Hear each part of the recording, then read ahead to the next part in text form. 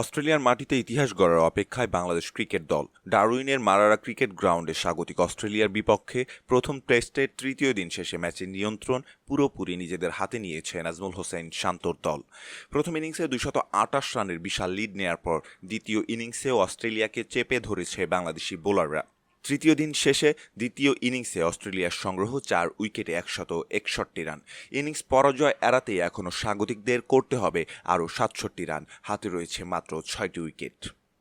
এর আগে টসে জিতে প্রথমে ব্যাট করার সিদ্ধান্ত নিয়েছিল অস্ট্রেলিয়া, কিন্তু বাংলাদেশি পেসার হাসান মাহমুদের গতি আর সুইংয়ের সামনে শুরুতেই তাসের ঘরের মতো ভেঙে পড়ে অজিদের ব্যাটিং লাইন আপ।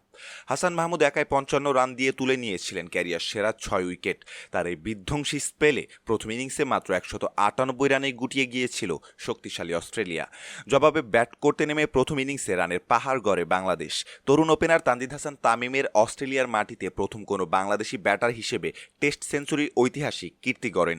তিনি খেলেন 101 রানের অনবদ্য এক ইনিংস। তাকে যোগ্য সঙ্গ দেন অধিনায়ক নাজমুল হোসেন শান্ত এবং অভিজ্ঞ মুশফিকুর রহিম।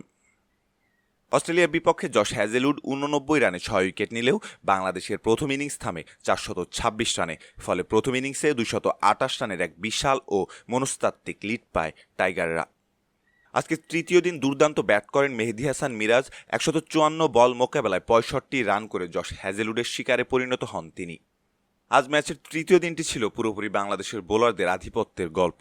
228 রানে পিছিয়ে থেকে নিজেদের দ্বিতীয় ইনিংসে ব্যাট করতে নামে অস্ট্রেলিয়া। শুরুতেই ওপেনার উসমান খাজাকে দ্রুত ফিরিয়ে দিয়ে ব্রেক থ্রু এনে দেন পেসাররা। এরপর মার্নাস লাবুশেন ও স্টিভ স্মিথ মিলে প্রতিরোধ করার চেষ্টা করলেও বাংলাদেশি স্পিনারদের ঘূর্ণিতে সেই প্রতিরোধ স্থায়ী হয়নি। দারুণ ব্যাটিং করতে থাকে স্টিভ স্মিথকে 44 রানে এলবিডব্লিউর ফাঁদে ফেলে সাজঘরে পাঠান অফ স্পিনার মেহেদী হাসান মিরাজ। এরপর ট্রাভিস হেডও দ্রুত বিদায় নিলে চরম সংকটে পড়ে যায় অস্ট্রেলিয়া। দিন শেষে 43 রান করে ক্যামেরন গ্রিন এবং 23 রান করে মিচেল মার্শ উইকেটে টিকে আছেন।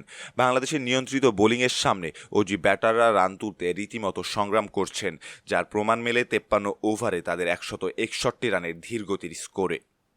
দর্শক, কারা জিততে যাচ্ছে এই টেস্টটা? ম্যাচের বর্তমান পরিস্থিতি বিবেচনা করলে এই টেস্টে বাংলাদেশ স্পষ্ট ব্যবধানে এগিয়ে রয়েছে এবং জয়ের সুবাস পাচ্ছে।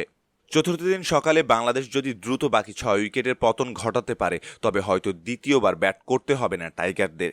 আর অস্ট্রেলিয়া যদি কোনো মতে লিড নিতেও পারে, তবে তা বাংলাদেশের জন্য খুবই ছোট লক্ষ্য হবে। ডারউইনের স্পিন সহায়ক উইকেটে চতুর্থ ও পঞ্চম দিনে রান তাড়া করা কঠিন হলেও লক্ষ্য ছোট হলে বাংলাদেশের জয় কেবল সময়ের ব্যাপার।